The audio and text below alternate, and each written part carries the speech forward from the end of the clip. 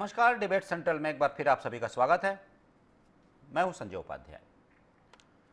आज छत्तीसगढ़ विधानसभा में बजट सत्र चल रहा है, तो इस दौरान बहुत सी चर्चाएं हुई, बहुत से विषय उठे।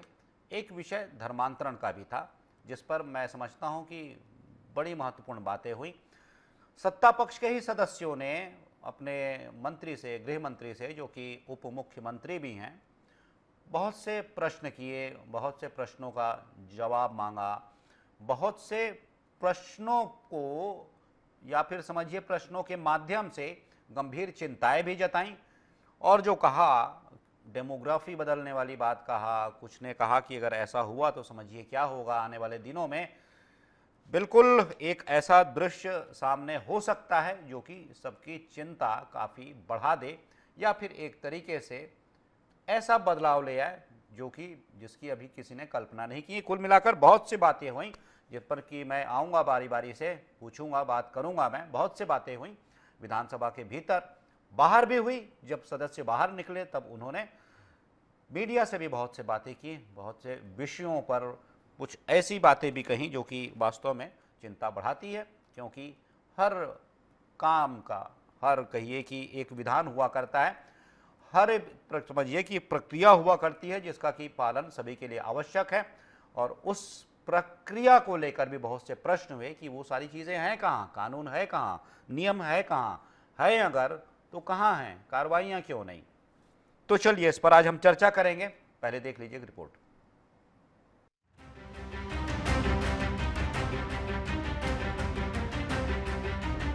छत्तीसगढ़ में एक बार फिर धर्मांतरण का जिन सामने आ गया है। विधानसभा के बजट सत्र के दौरान सोमवार को सदन में धर्मांतरण का मुद्दा गरमाया। खास बात ये रही कि इस बार सदन में धर्मांतरण के मुद्दे पर विपक्ष की जगह पर बीजेपी के विधायक अजय चंद्राकर ने विदेशी फंडिंग से धर्मांतरण का सदन में मुद्दा उठाते हुए अपने ही सरकार से सवाल किया। बीजेपी विधायक अजय चंद्राकर ने विधानसभा में कार्यवाही के दौरान एनजीओ को मिलने वाली विदेशी फंडिंग से कन्वर्जन का मुद्दा उठाया। चंद्राकर ने सदन में सवाल उठाते हुए आरोप लगाया कि राज्य में कई एनजीओ विदेशी फंडिंग के जरिए मतांतरण यानी कन्वर्जन करा रहे हैं। धर्मांतरण पर वरिष्ठ विधायक अजय चंद्राकर ने कहा कि शहरी क्षेत्र में डेमोग्राफी बदल रही है, यह चिंता का विषय है। धर्मांतरण के खिलाफ वर्तमान कानून में बदलाव की जरूरत है। प्रदेश में धर्मांतरण के खिलाफ सख्त कानून आना चाहिए। विदेशी फंडिंग रोकने की ठोस व्यवस्था होनी चाहिए। गृह मंत्री ने सदन में भरोसा दिलाया कि जल्द कानून आएगा। जहां जहां डेमोग्राफी बदलती है वहां वहां स्थिति खराब होती है। छत्तीसगढ़ की डेमोग्राफी तेजी से बदल रही है, इसको रोका नहीं गया, इसके लिए कड़े कानून नहीं बनाए गए धर्मांतरण के लिए, तो आगे चल के स्थिति बहुत गंभीर होगी। ध्यानाकर्षण आज इसी विषय पर था। अब माननीय मंत्री जी ने बताया है कि 153 संस्थाएं हैं जिसको विदेशी फंडिंग मिलती है और उस पर कार्रवाई करने के लिए कानून बना रहे हैं, केंद्र सरकार से बातचीत कर रहे हैं। देखते हैं क्या कार्रवाई होती है माननीय मंत्री जी के कथन के बाद। आज तो विधानसभा में आश्वासन दिया है कि हम नए कानून ला रहे हैं नए प्रावधानों के साथ, तो अपेक्षा करनी चाहिए कि इस गंभीर विषय पर सरकार गंभीरता से कार्रवाई करेगी। बीजेपी विधायक अजय चंद्राकर के सवाल के जवाब में डिप्टी सीएम विजय शर्मा ने जवाब दिया। इस पर गृह मंत्री विजय शर्मा ने बताया कि वर्तमान में राज्य की 153 संस्थाओं को विदेशी फंडिंग मिल रही है, जबकि पहले यह संख्या 364 थी। इनमें से 84 संस्थाओं की फंडिंग पर रोक लगाई जा चुकी है और 127 की वैधता समाप्त कर दी गई है। गृह मंत्री शर्मा ने बताया कि विदेशी फंडिंग की निगरानी केंद्र सरकार करती है, लेकिन किसी संस्था को लेकर अतिरिक्त शिकायत मिलती है तो राज्य सरकार भी जांच कर सकती है। उन्होंने कहा कि राज्य की शिक्षण संस्थाओं को कई विभागों से 200 से 300 करोड़ रुपए का अनुदान मिलता है और सरकार पिछले 3 सालों में दिए गए अनुदानों का परीक्षण कराने जा रही है। विजय शर्मा ने सदन में ऐलान किया कि छत्तीसगढ़ सरकार धर्मांतरण रोकने के लिए देश का सबसे सख्त कानून लाएगी। विगत वर्षों से और इस वर्ष में जो धर्मांतरण के संदर्भित कार्यवाहियां हैं, तो 2024 में 12 कार्यवाहियां पुलिस के माध्यम से की गई और उससे पहले 23 में निरंक थी, 22 में 3 थी और उससे पहले एक आध कार्यवाही थी। इस वर्ष भी इस बात को लेकर के पुलिस प्रशासन पूरी संजीदगी के साथ काम करेगा और विशेष रूप से पुराने प्रावधानों के अंतर्गत वर्तमान में कार्यवाहियां की जा रही हैं, परंतु इस बात की स्पष्ट चिंता हो रही है कि नए प्रावधानों की आवश्यकता है। सरकार इसमें चिंतनशील है, माननीय मुख्यमंत्री जी का स्पष्ट मार्गदर्शन इसमें है और हम जल्द ही नया कानून लेकर के आएंगे। देखिए, लगातार भारतीय जनता पार्टी धर्मांतरण की बात करती थी। अभी आज भी सदन में जितने उनके विधायक हैं उन सब ने अपने अपने क्षेत्रों में धर्मांतरण हो रहा है इसका मुद्दा उठाया। सुशांत शुक्ला जी ने उठाया, आदरणीय कांकेर के विधायक जी ने इस मुद्दे को उठाया। देखिए, धर्मांतरण क्या है, सबसे पहले इस चीज को समझना होगा कि अपने धर्म का प्रचार करना कहीं भी धर्मांतरण नहीं है। कोई भी आदमी जो इस देश में रहता है उसको संविधान में अधिकार मिला हुआ है कि वो अपने धर्म का प्रचार कर सकता है, पर अपने धर्म के प्रचार के दौरान वो किसी को व्यक्तिगत रूप से, किसी को लालच देके, किसी पर दबाव बनाए पर किसी को धोखा देकर अगर अपने धर्म पे मिलाता है वो धर्मांतरण है। पर धर्म का प्रचार करना अपराध नहीं है और इन लोग किसी भी आदमी के धर्म के प्रचार को अपराध मांग रहे हैं। मैं कहता हूं कि भारतीय जनता पार्टी की दोनों जगह सरकार इस पर क्यों कार्रवाई नहीं करती है। और कहीं अगर धर्मांतरण, अगर मेरा कोई धर्मांतरण करा रहा है और मैं अगर कंप्लेन करूंगा तभी तो आप मानेंगे कि मेरे साथ गलत हो रहा है। जब कोई कंप्लेनर नहीं है, कुछ तथाकथित लोग पहुंच जाते हैं और बोलते हैं यहाँ धर्मांतरण हो रहा है। इस तरीके से दहशत बनाने का कार्यक्रम भी नहीं होना चाहिए। जहां पर धर्मांतरण हो रहे हैं वहां पर कार्रवाई होना चाहिए। केवल माहौल बना देने के लिए, किसी एक धर्म विशेष को डराने के लिए काम नहीं होना चाहिए। छत्तीसगढ़ में ये कोई पहली बार नहीं कि धर्मांतरण के मुद्दे पर सियासत हो रही हो। इससे पहले भी कई बार धर्मांतरण के मुद्दे पर खूब सियासी घमासान हो चुका है, लेकिन जिस तरह से डिप्टी सीएम ने धर्मांतरण को लेकर कानून बनाने की बात कही है, इससे अंदाजा लगाया जा सकता है कि मामला कितना संगीन होता जा रहा है। अब प्रदेश में धर्मांतरण कानून को अमली जामा कब तक पहनाया जाएगा, ये देखना दिलचस्प होगा। Bureau report, TA news plus, Raipur.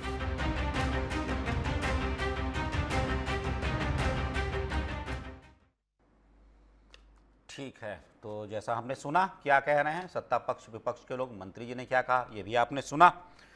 Congress के जो विधायक हैं वो जैसा कह रहे हैं अपने धर्म का प्रचार करना धर्मांतरण नहीं है।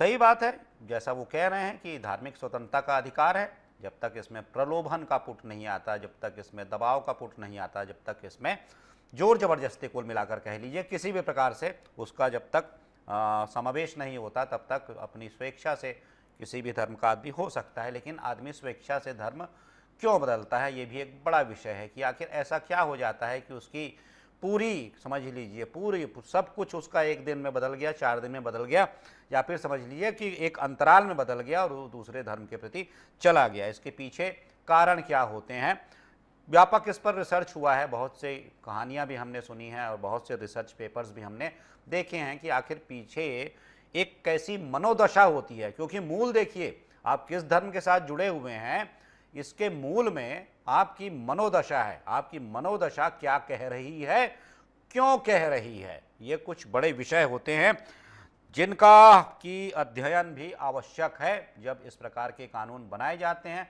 बनते हैं। क्योंकि बहुत से चौंकाने वाले ऐसे तथ्य हैं जो इस ओर इशारा करते हैं। ठीक है, सरकारों का काम है, विधायिकाओं का काम है कानून बनाना, उन्हें लागू करना, लेकिन अब देखना होगा जब बात इतने दूर तक जा रही है तब तक क्या कुछ होता है। सीधे चर्चा पर आता हूं, परिचय करवा दूं मेरे विशेष मेहमानों का जो मेरे साथ जुड़े हुए हैं। निशिकांत पांडे जी हैं, प्रवक्ता हैं भारतीय जनता पार्टी के। निशिकांत जी स्वागत है। अभिमन्यु मिश्रा जी हैं, प्रवक्ता हैं कांग्रेस के। अभिमन्यु जी स्वागत है आपका। साथ ही साथ बाबूलाल शर्मा जी हमारे साथ जुड़े हुए हैं, वरिष्ठ पत्रकार हैं। आज हम साथ में थे विधानसभा में, बहुत सी चर्चाएं भी हुई हैं इस विषय पर। बाबूलाल जी से फिर से बात करेंगे, आखिर ये जो बाद में बातें और भी क्लियर हो रही हैं इसमें क्या कुछ है। सीधे आप पर आता हूं, मैं आपके पास आता हूं। निशिकांत जी बताइएगा, मैं बहुत सी चीज़ें मैं देख रहा था, चौंक रहा था। जो विजय शर्मा जी वो कह रहे हैं, उप मुख्यमंत्री गृह मंत्री, पिछली सरकार में कार्रवाई नहीं की गई। पिछली सरकार को कुल मिलाकर दोष ये दिया गया कि भाई आपने ये काम नहीं किया, लेकिन फिर बात घूम फिर कर आ जाती है कि वो तो 5 साल थे, उसके 15 साल पहले तो आप ही थे। एक बात। दूसरी बात, अब देख लीजिए नीलकंठ टेकाम एक जो बात कहते हैं वो बड़ी चिंता के साथ वो बात कहते हैं सदन के भीतर कि रविवार को 70% या उससे अधिक जो लोग होते हैं, आदिवासी होते हैं, वो सभा के लिए निकलते हैं, प्रार्थना सभा के लिए निकलते हैं। ठीक है, मैंने जैसा कहा, आप भी कह रहे हैं, सभी कह रहे हैं, आस्था का विषय, लेकिन उनकी चिंता ये है आदिवासी संस्कृति, परंपरा, सभ्यता, प्राचीन पुरातन वो जीवन जीने का एक तरीका समझ लीजिए, उस पर वो कहते हैं कि एक बड़ा आघात, सुनियोजित आघात किया जा रहा है। एक बड़ी बात जो कहते हैं राय मुनि भगत जशपुर से है, वो कहते हैं कि उनके जो क्षेत्र है उसमें कुछ गांव हैं, बताते हैं कि एक गांव में 29 में सिर्फ 7 परिवार ही बचे हैं जो भी हिंदू हैं, और दफनाने के लिए जब किसी की मृत्यु हुई, किसी के बेटे की, तो उन्हें जगह नहीं मिली क्योंकि वो अपनी पद्धति से नहीं कर सकते थे, रोका गया। कुल मिलाकर और भी दूसरे पक्ष भी हैं कि मारपीट होती है उनके साथ, ईसाई समाज में जो चले गए हैं उनके साथ कहा जाता है मारपीट हो रही है। सारा दृश्य आपके साथ बिल्कुल सामने है आपके, आप लगातार कहते रहे हैं, इस बात को उठाते रहे हैं। कुमार साहब ने, दिलीप सिंह जुदेव साहब ने बड़ा एक अभियान चलाया था घर वापसी का, अभी उनके पुत्र ये अभियान देख रहे हैं। अब तो सत्ता आपकी है निशिकांत जी, कानून बनाने में इतना विलंब क्यों? अभी भी कह रहे हैं विजय शर्मा जी कि अभी थोड़ा हम देख रहे हैं, अध्ययन कर रहे हैं अन्य प्रदेशों के ऐसे कानूनों का, और देश का सर्वश्रेष्ठ कानून लेकर आएंगे। जी संजय जी, आपको, बड़े भाई बाबूलाल शर्मा जी को और अभिमन्यु जी को संजय जवाब। जी। देखिए, बहुत सारे एस्पेक्ट होते हैं कानून बनाने के पहले, आपको बहुत सारी तैयारियां करनी होती है, उसके पीछे सरकार काम कर रही है और बहुत शीघ्र आपके समक्ष कानून आएगा। जी। देखिए संजय जी, मैं, बहुत गंभीर विषय है तो गंभीरता के साथ बात रखूंगा। सबसे पहले बात ये आती है कि आप इसको पहले स्वीकार कीजिए, ये आपके समाज में ये हो रहा है। क्या है, पूर्ववर्ती सरकार इसको स्वीकारती नहीं थी, इसलिए कोई कार्रवाई नहीं होती थी। हम चीजों को देख के अनदेखा कर ले, पोटेशियम साइनाइड में जहर है, उसको खा के ही मानना है तो कांग्रेस पार्टी समझे, लेकिन हमको नहीं खाना है। हम मान रहे हैं कि चंगाई सभा में धर्मांतरण का प्रयास किया जाता है और बड़े बड़े स्केल पे किया जाता है, और जो हमारे जनप्रतिनिधि जो हमारे पार्टी के हैं उन्होंने जो चिंता व्यक्त की है वो चिंता हमारी भी है। लेकिन जिस प्रकार से आप इस कॉन्टेक्स्ट को संजय जी देखेंगे कि आदिवासी को या मूल वनवासी को जब आप बोलते हैं कि ये हिंदू नहीं है, जब आपका बहुत बड़ा नेता बोलता है कि आदिवासी हिंदू नहीं है, तो उसके पीछे कॉन्टेक्स्ट को समझने की आवश्यकता है कि रोम के प्रचलन को आगे बढ़ाने वाले 10 जनपद के ठेकेदार ये चाहते नहीं है कि किसी तरह से उनका संरक्षण किया जाए, क्योंकि ये भारतीय संस्कृति को नष्ट करना उनका सबसे प्रथम कर्तव्य है। लेकिन इससे ये आता है कि जब हम कार्रवाई कर रहे हैं तो वो आपके सामने स्पष्ट दिखता है, फिर भी ये कार्रवाई बहुत सख्त नहीं है। जिस प्रकार ने 84 एनजीओ के फंडिंग को रोका, 127 को बंद किया, अभी और कार्रवाई करने की जरूरत है। लेकिन अगर आप ये कहते हैं कि 153 एनजीओ को पैसा मिल रहा हो तत्काल बंद कर दिया जाए, क्योंकि उसका मॉनिटरिंग करना बहुत आवश्यक है। हो सकता है कुछ जेन्युइन भी एनजीओ होंगे जो वर्क कर रहे होंगे, ऐसा हम कतई नहीं कह दे रहे कि 100% सारे खराबी होंगे, लेकिन बहुत तादाद में ये जरूर है कि उनको जो विदेशी फंडिंग मिल रही है उसके पीछे एक कॉन्टेक्स्ट ये भी आता है कि धर्मांतरण को तेजी से बढ़ावा देना है। लेकिन संकल्पित मन से भारतीय जनता पार्टी कभी ना इसको नकारती है और इसके लिए संघर्ष करने का काम हम करते हैं। दूसरा, आपने जो शव दफनाने की बात की, लगातार पूर्ववर्ती सरकार में और हमारी सरकार में भी ऐसी घटनाएं निकल के सामने आई हैं। तो ऐसी स्थिति निर्मित कैसे हुई? चिंता का विषय तो यह है कि जब कोई परिवार का बच्चा अगर धर्मांतरित हो जाता है, फिर उसको वहां कब्रिस्तान ही नहीं है उसका। जो लोहंडीगुड़े का मामला आया जिसमें सुप्रीम कोर्ट ने भी निर्णय दिया कि आप वहां दफनाइए जहां पर कब्रिस्तान है। लेकिन ये जो चंगाई सभा में जो हुलेलुया करके अगर ये कन्वर्सन का काम तेजी से कर रहे हैं, तो मैं आपके माध्यम से भी कहता हूँ किसी एक व्यक्ति को संजय जी न संरक्षित किया जाएगा न पोषित किया जाएगा, और कानून सख्त लाके इनको ऐसा दंड देने का काम किया जाएगा कि उनकी 3-3 पीढ़ियां याद करेंगे। जिस प्रकार से मध्य प्रदेश में कानून आया, आपने देखा होगा, अभी 3 महीने आया है, वैसा ही कानून कुछ और सख्ती से लाके लागू करना है, और एक एक व्यक्ति को जो इसमें बिल्कुल मेलाफाइड इंटेंशन से काम कर रहे हैं उनको भी दंडित करना है। उनके जो संरक्षक है, जो व्हाइट कॉलर में कहीं कांग्रेस के मंत्री बन के बैठे थे या कहीं अध्यक्ष बन के बैठे हैं, जो क्रॉस पहन के घूमते हैं, सब पे कार्रवाई होनी चाहिए, क्योंकि ये धर्मांतरण कोई छोटा विषय नहीं है। हम्म। भारत के संस्कृति को नष्ट करने वाले लोगों को पोषित और संरक्षित तो किसी भी उसमें नहीं करना चाहिए। ठीक ठीक है, अभिमन्यु जी से पूछ लेता हूं। अभिमन्यु जी, कितना गंभीर मानते हैं यह विषय, क्योंकि ये जो बार बार उठ रहा है विषय। एक मैं आंकड़ा बताता हूं, मैं इसका अर्थ नहीं बताऊंगा, विश्लेषण आप कीजिएगा, विश्लेषण आपके सुपुर्द करता हूं मैं। एक जो छत्तीसगढ़ क्या कहा जाए क्रिश्चियन फोरम, इसके ये सदस्य हैं, पदाधिकारी हैं, वो कहते हैं कि उनका कहना मैं कहीं पढ़ रहा था, ये भी बताइएगा, कि बीजेपी के शासनकाल में 15 वर्षों में हमले बिल्कुल नहीं होना चाहिए, कानून के खिलाफ जाना बिल्कुल ठीक नहीं है। लेकिन वो उनका जो कथन है, 15 से 17 हमलों की घटनाएं सामने आईं।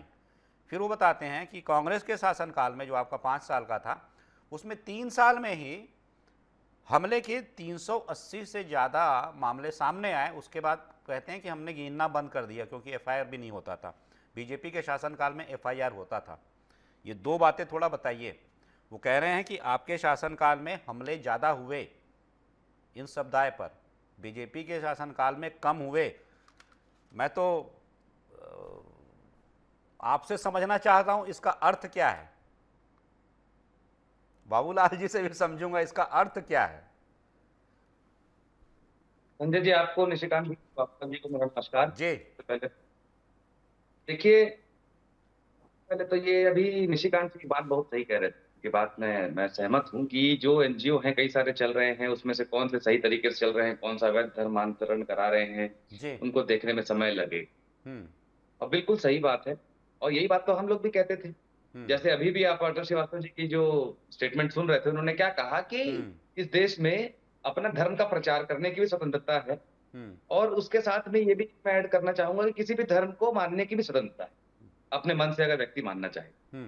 लेकिन किसी तरह का प्रलोभन दे दिया जाता है, या किसी बाय फोर्स या और किसी तरीके से ब्लैकमेलिंग के तरीके से, या कोई ऐसे एरिया है जहां पढ़े लिखे लोग कम है, ज्यादा जानते नहीं मैं चीजों के बारे में, आपको क्षण भर के लिए रोकता हूं। अभिमन्यु जी, आप कंटिन्यू कीजिएगा। देखिए, मैं ये जो समझता हूं, और भी मैं चर्चा कर रहा था बहुत विद्वानों के साथ, भाई ज्ञान तो उन्हीं से मिलता है, कि आपने किसी धर्म का व्यापक अध्ययन किया, खूब पढ़ी, आपने उसकी किताबें पढ़ी, साहित्य पढ़े, परंपराएं, रीतियां, सब कुछ आपने पढ़ी। फिर आप दूसरे धर्म की भी वो सारी किताबें, अध्यात्म से जुड़ी जितनी भी उस धर्म की पढ़ते हैं, तीसरे की भी पढ़ते हैं, चौथे की भी पढ़ते हैं, पांचवें की भी पढ़ते हैं।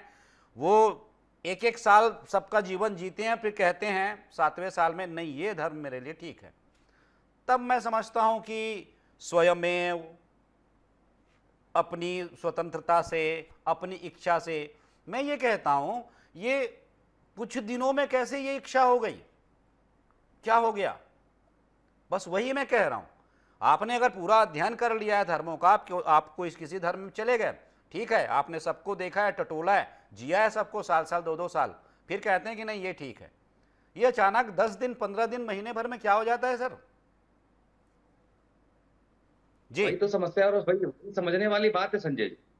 लेकिन यहाँ सबसे बड़ी समस्या भी ये है कि जो सरकार में लोग बैठे हैं, जो भारतीय जनता पार्टी की सरकार है, क्या वो इस समस्या का समाधान चाहती है क्या, या फिर ये समस्या बनी रहे और ये मुद्दा बना रहे तो उनकी राजनीति चलती रहे।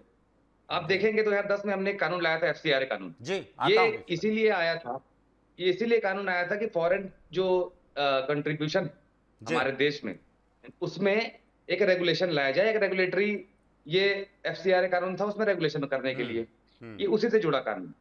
उसके बाद इसमें सबसे बड़ी बात तो आरोप प्रत्यारोप नहीं होना चाहिए कि तुम्हारा कार्यकाल। छत्तीसगढ़ में 15 साल रमन सिंह जी का राज रहा, 5 साल हमने, भूपेश जी ने सीएम रहे, और सबसे बड़ा मेरे ख्याल से पहला या दूसरा सबसे बड़ा चर्च हमारे यहाँ छत्तीसगढ़ में, ये वो एशिया का पहला सबसे बड़ा या दूसरा सबसे बड़ा है, उस बात में मैं कंफ्यूज हूँ, लेकिन है कुनकुरी शायद।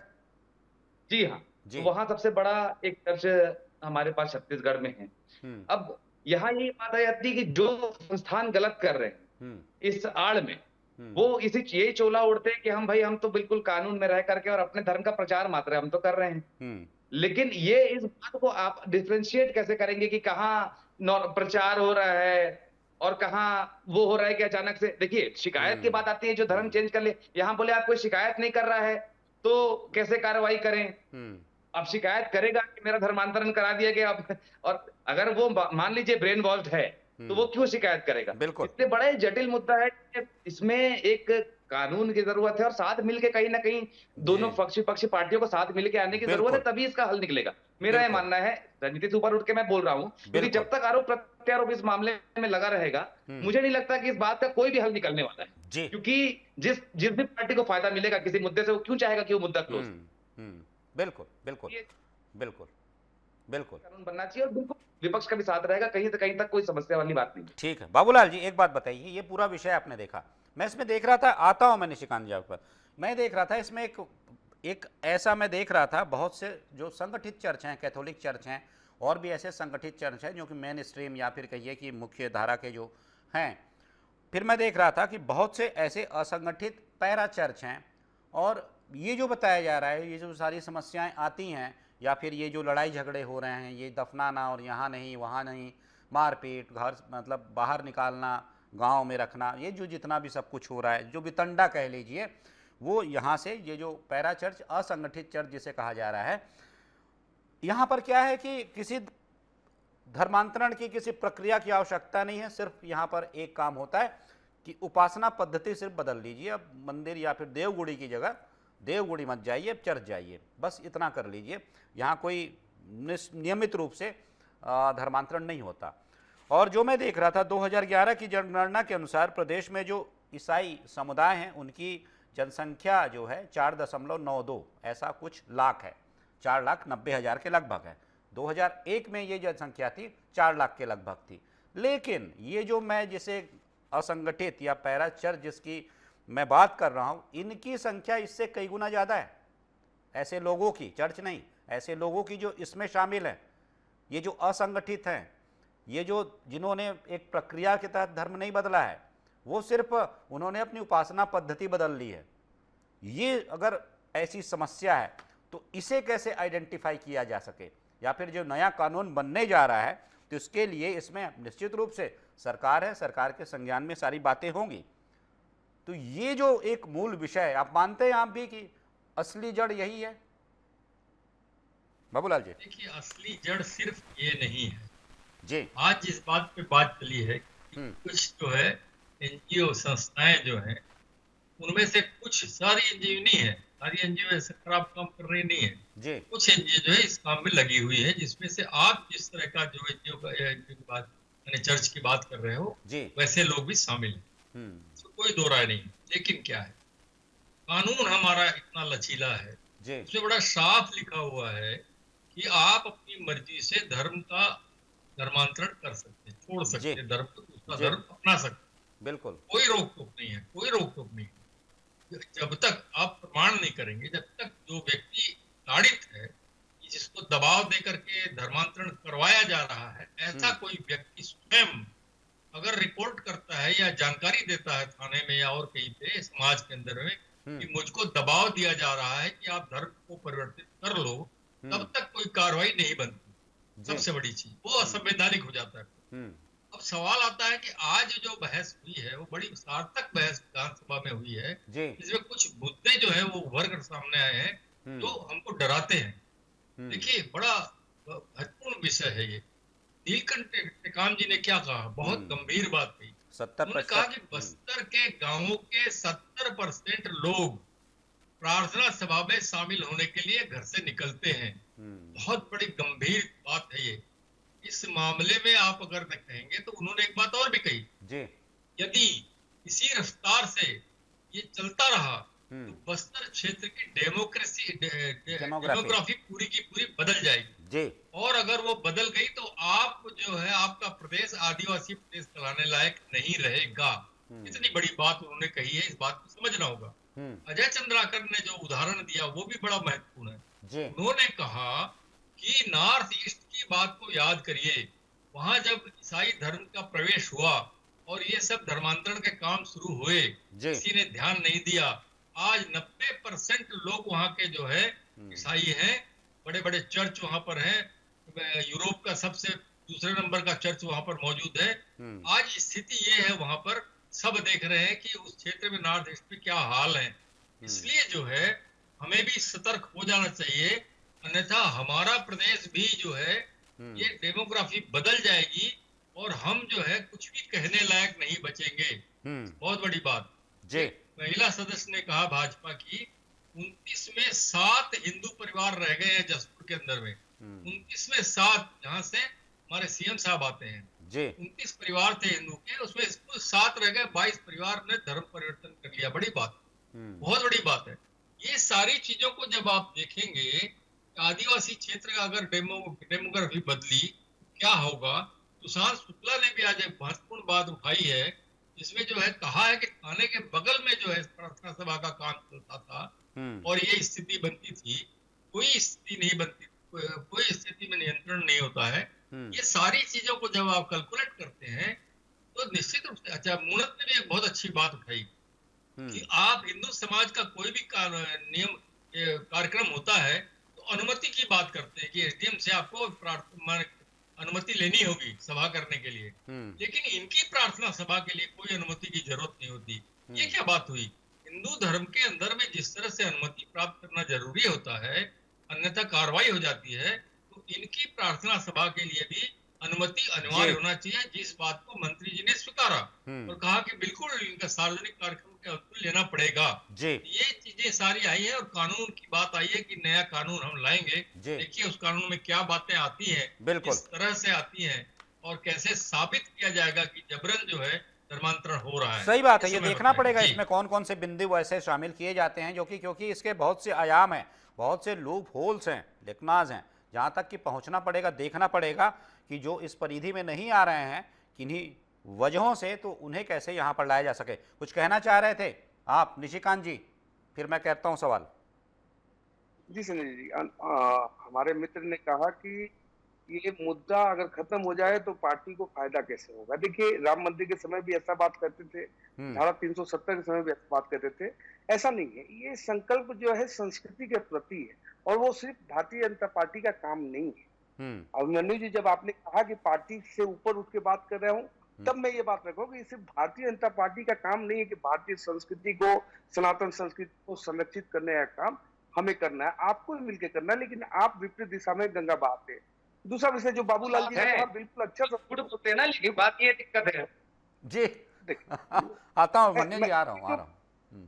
मैं जो बात कह रहा हूँ, देखिए जब आप किसी बीमारी की स्वीकृति लेते हैं, ये बीमारी है, आपको संजय जी याद होगा कि एक जिले के एसपी ने और एक संभाग कमिश्नर ने चिट्ठी लिखा जी। सरकार ने नजर बंद कर लिया अपना, क्योंकि उनको संरक्षित और पोषित करना था और इसको बढ़ावा देना था। उसी के कॉन्टेक्स्ट में कवासी लखमा ने कहा कि आदिवासी हिंदू नहीं है, तो मुस्लिम में कौन से फिरके मारते हैं, कोई कांग्रेसी नहीं बता पाता कि आदिवासी अगर हिंदू नहीं है तो मुस्लिम के किस फिरके मारते हैं, कभी नहीं बताते। लेकिन जो हम जो बात कह रहे हैं, बिल्कुल ताकत से हमारे नेताओं ने उसको प्रदर्शित भी किया है, हम उसके लिए लाठी खाते हैं, जेल जाते हैं, लेकिन हम इसको संरक्षित करने का काम कर रहे हैं। विषय बहुत गंभीर है और ठीक बाकी जितने जनप्रतिनिधियों ने कहा और आपने जो बात उठाई कि देखिए जब डेमोग्राफिक चेंज होता है, डेमोग्राफिक चेंज सिर्फ क्रिश्चियनिटी वाली बात नहीं है। कश्मीर का देखिए स्थिति बदल चुकी है, बंगाल का देखिए स्थिति बदल चुकी है, केरल कर्नाटक की स्थिति बदल रही है। डेमोग्राफी जब चेंज होता है तो क्या होता है कि आप हिंदी भाषा पे लड़ाई शुरू करते हैं, आप सनातन पे लड़ाई, सनातन को एड्स बोलना शुरू करते हैं, उसको बीमारी से तोलते हैं, गौ माता को सड़क पे काटने लगते हैं। तो ये जब डेमोग्राफी चेंज होता है तो सीधा सनातन संस्कृति पे प्रहार होता है और कहीं ना कहीं उसमें कांग्रेस का हाथ मतलब पंजा छाप खड़ा रहता है, ये भी देखने को मिलता है। लेकिन जो हमारे मित्र ने कहा, मैं उनकी बात से बिल्कुल सहमत हूँ। मित्र, ये काम हमको और आपको मिलके करना है, ये कोई पार्टी विशेष का विषय नहीं है, ये पूरे देश के संस्कृति के संरक्षण का विषय है। तो आपकी बात से सहमत हूँ और कानून जो भी आएगा जी संजय जी, मैं आपके समक्ष कह रहा हूँ कि जो भी कानून आएगा बहुत सख्त आएगा और उसको संरक्षित करने वाले, उनको फंडिंग करने वाले, जिस प्रकार से हम नक्सल पे सफलता पा रहे हैं संजय जी, उसी प्रकार से आप देखेंगे आने वाले कुछ ही महीनों में इस पे भी ऐसा प्रहार किया जाएगा कि ये भी अपने आप विलुप्त होने के कगार पे आ जाएंगे, क्योंकि इनको भागना पड़ेगा छत्तीसगढ़ छोड़ के। लेकिन हमारा ऑब्जेक्ट सिर्फ छत्तीसगढ़ नहीं है संजय जी, पेन इंडिया की हम बात करते हैं, क्योंकि पूरा देश हमारा वसुधैव कुटुंबकम के भाव से जब हम काम करते हैं तो आप जो बात कह रहे हैं, ये बात कही थी नीलकंठ टेकाम जी ने, ये बात कही थी कि जैसा आपने नक्सलवाद के लिए एक डेडलाइन बनाई है, आपको इसके लिए भी ये समय तय करना पड़ेगा, क्योंकि ये जिस तरीके से बढ़ रहा है, और मैंने जो कहा जो कि असंगठित जिनकी वैसी पहचान नहीं है, तो आप समझिए कि कितना आने वाले दिनों में किस प्रकार की ये एक दशा हो सकती है पूरे प्रदेश की। क्या कुछ कहना चाह रहे थे आप कह लीजिए अभिमन्यु जी। जी मैं वही कह रहा था, निशिकांत जैसा कह रहे थे अभी निशिकांत जी। की तरफ से अभी वही बात की थी। कोई ऐसा विषय नहीं है कि आज सरकार में ये है तो ये बता रहे हैं कि कई एनजीओ हैं जो काम भी कर रहे हैं, कई एनजीओ हैं जी। जो गलत काम कर रहे हैं, लेकिन हमारी सरकार थी तब क्या होता था, कहीं भी इनके संगठन जो है कोई भी संगठन युवा मोर्चा का पहुंच जाता है भीड़ लेके कि यहाँ प्रार्थना सभा चल रही है, यहाँ धर्मांतरण हो रहा है, इस प्रकार की बातें, माहौल बनाने का काम कुल मिलाकर के जो है, मेरा कहने का मतलब ये था कि माहौल बनाने का काम इसमें नहीं होना चाहिए, आरोप प्रत्यारोप का काम इसमें नहीं होना चाहिए। आप भी अभी कह रहे थे कानून बनाएंगे, कानून में क्या पॉइंट होंगे वो देखने वाली बात होगी, क्योंकि अगर किसी को पैसे देके भी धर्मांतरण कराया गया है, किसी को और कोई प्रलोभन देके कराया गया है, तो वो स्वयं से क्यों रिपोर्ट लिखवाएगा।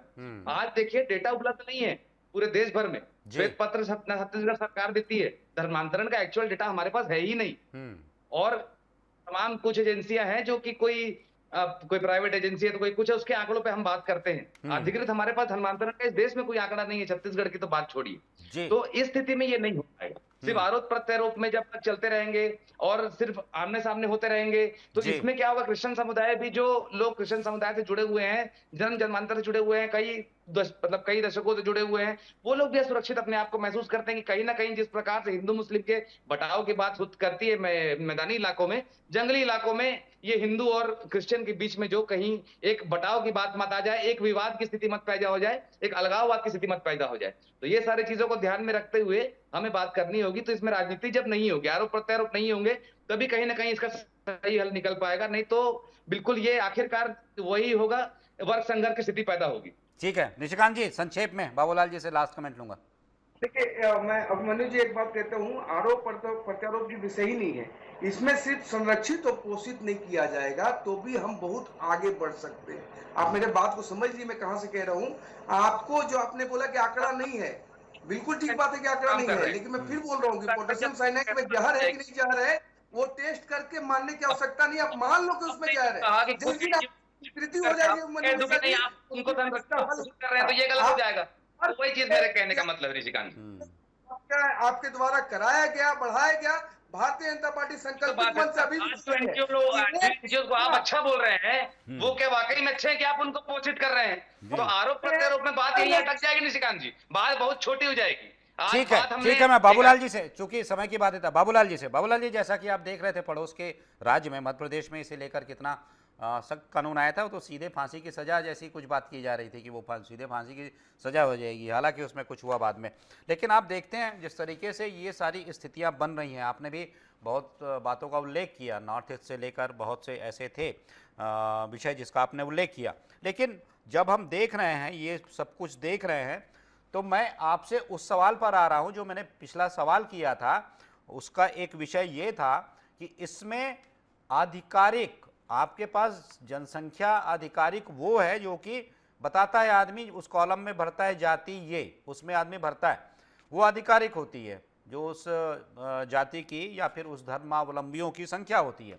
लेकिन ये जो मैं बता रहा हूँ वास्तविक संख्या से कई गुना ज़्यादा बताई जा रही है, इन्हें कैसे निकाला जाए, कैसी प्रक्रिया, मतलब इसके लिए प्रक्रिया बहुत आवश्यक होगी ना, या फिर ऐसे कुछ प्रावधान करने होंगे कि आप अभी जो लाभ पा रहे हैं उस लाभ को आपको त्यागना पड़ेगा अगर आप कहीं दूसरी जगह जा रहे हैं, तब ये प्रावधान करना पड़ेगा। केंद्रीय स्तर पर अगर होता हो, प्रदेश के स्तर पर अगर होता हो, जहां से भी होता हो, कुछ ठोस प्रावधान समझते हैं आवश्यक हैं। देखिए, विदेशों के धन से जिन एनजीओ के पास में पैसे आते हैं, विदेशी धन आता है, उनका पंजीकरण जो है वो केंद्र सरकार करती है और नजर भी केंद्र सरकार रखती है, अधिकार भी उनके पास सुरक्षित है। राज्य सरकारें उसमें तभी हस्तक्षेप करेंगी जब किसी प्रकार की शिकायत आएगी। तो ये शिकायत अगर आती है और सही और पुख्ता शिकायत होगी तभी राज्य सरकार हाथ डालेगी। 200-300 करोड़ रुपए जो है राज्य सरकार अपनी तरफ से कुछ एनजीओ को देती है जो काम करती है, जिस पर उसकी नजर भी होती है, उन पर वो सीधी कार्रवाई कर सकती है, इसमें कोई दो राय नहीं। लेकिन जो है अगर एनजीओ कोई गड़बड़ी करता है तो केंद्र सरकार को शिकायत करके जो है और उसकी कार्रवाई करवाई जा सकती है। तो स्थिति बन रही है उसमें जो है कहीं ना कहीं हमारी भी कमजोरी नजर आती है। आप ध्यान से देखिए, जी। प्रलोभन कब होता है? देखिए, आदिवासी क्षेत्र में बहुत गरीब लोग रहते हैं, और गरीबों को प्रलोभन देना जो है वो बहुत आसान है। जब आप उनकी जरूरतों को पूरा करेंगे, उनकी जरूरतों को उनकी जरूरत से ज्यादा उनको देने का बात करेंगे, तो निश्चित रूप से प्रलोभन वो होगा। जी। और हमारी सरकारें जो है वो योजनाएं जो बनाती हैं, उनको इस पर भी ध्यान देना होगा कि हमारी जो योजनाएं गरीबों के लिए बन रही है, वो ऐसे क्षेत्र के गरीबों के पास तक पहुंच पा रही है, नहीं पहुंच पा रही है। इसके लिए सभी क्षेत्र के कार्यकर्ताओं को, सभी पार्टी के कार्यकर्ताओं को ये बिल्कुल। देखना होगा कि वो योजनाएं पहुंचे और जी। उन लोगों को जो है प्रलोभन ना हो दूसरे की तरफ से, जी। और कहीं प्रलोभन में वो ना आए। जी बिल्कुल निशिकांत जी, बहुत संक्षेप में, जिम्मेदारी आप दोनों को ही बनती है, मतलब पार्टी के कार्यकर्ताओं की भी बनती है। लाल जी ने जो कहा बिल्कुल उससे 100% एग्री हूँ। कुछ कारण से, लाल आतंक के कारण हमारे कुछ क्षेत्रों में हम वो व्यवस्था नहीं बना पाए, लेकिन संकल्पित मन से जिस प्रकार से नियर निर्लार के माध्यम से हम सारी व्यवस्थाएं बना रहे हैं, विकास के प्रकाश को उस वनवासी क्षेत्र में पहुंचा रहे हैं, तो हमारा संकल्प है कि इस विकास के चहुमुखी आयाम तय करें और सबको राज्य सरकार या केंद्र सरकार की जो भी योजनाएं चल रही है उसका लाभ मिले 100%, जिससे वो प्रलोभन के शिकार ना हो। और दबाव की बात होती है तो दबाव के लिए प्रशासन है, सूचना मिलते ही कार्रवाई, हम सख्त से सख्त कार्रवाई कर रहे हैं, और इस पर जो कानून आने वाला उसका इंतजार करते हैं। बहुत अच्छा कानून लाया जा रहा है, उसका मतलब उससे बहुत फायदा मिलेगा छत्तीसगढ़। जी संजय, ठीक है, चूंकि पता ही नहीं चला चर्चा कितनी आगे निकल गई, मैं तो समझ रहा हूं कि अभी कुछ बातें और छूट गई हैं। अगर 1-1.5 घंटे और भी बैठ जाएं तो शायद बात खत्म ना हो, क्योंकि विषय इतना बड़ा है। चलिए, आप सभी इस चर्चा में शामिल हुए, निशिकांत जी बहुत बहुत धन्यवाद, अभिमन्यु जी बहुत बहुत धन्यवाद आपका, साथ ही साथ बाबूलाल शर्मा जी आप हमारे साथ जुड़े, आपका भी बहुत बहुत धन्यवाद। तो जैसा कि एक विषय है धर्मांतरण का, जिस पर कि आज सदन में बहुत सी चर्चाएं हुई, सब कुछ सामने है आपके, क्या क्या बातें हुई, किसने क्या कहा, कुल मिलाकर अंत में उप मुख्यमंत्री ने ये कहा है, गृह मंत्री ने ये कहा है, सरकार ने ये कहा है कि इस पर सख्त कानून, या फिर कहिए कि ऐसा कानून लाया जाएगा जो कि समर्थ होगा इसमें हो रही गड़बड़ियों को, अनियमितताओं को रोकने में। ये भी कहा गया है कि हम अभी एक प्रकार का अध्ययन कर रहे हैं अन्य प्रदेशों के बने ऐसे कानूनों का, उसके बाद हम जो लेकर आएंगे, जो विधान लेकर आएंगे, जो कानून लेकर आएंगे, वह देश के सर्वश्रेष्ठ ऐसे कानूनों में से होगा। तो आज की चर्चा में सिर्फ इतना है, किसी महत्वपूर्ण विषय पर फिर मिलेंगे, फिर बात करेंगे, तब तक दीजिए आज्ञा, नमस्कार।